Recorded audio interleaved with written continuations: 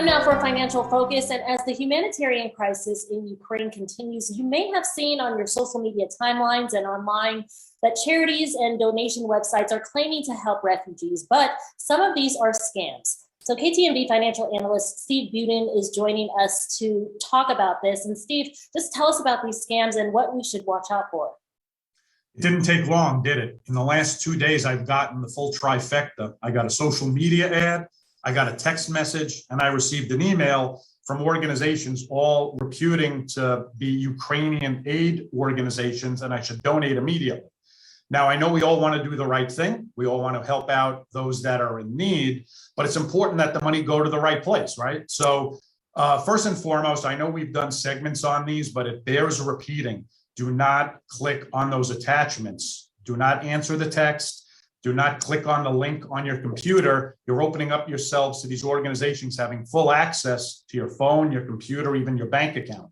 So if you do want to help, write down the link or the website of that organization, and you can close out of your browser, reopen it, and then click on that link after doing some research. There are charity reviewing websites out there that you can very simply put in the name of the charity, and they'll give you a review. How much of the money goes for administrative costs, how much of that money goes towards actual aid, and then you can make an informed decision, but do not click on immediately.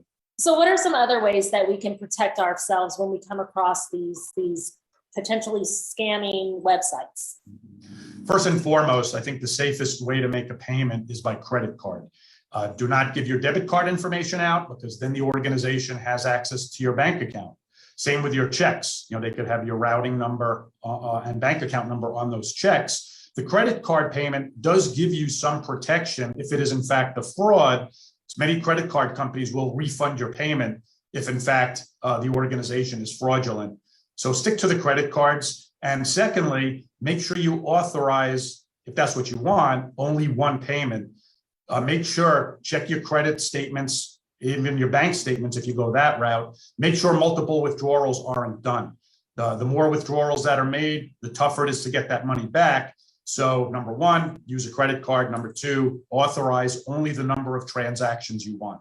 A lot of good advice to think about, especially as fraudsters always try to take advantage of a crisis situation, whether it's around the country or around the world. Steve Budin, thank you so much for being here with us to talk about it.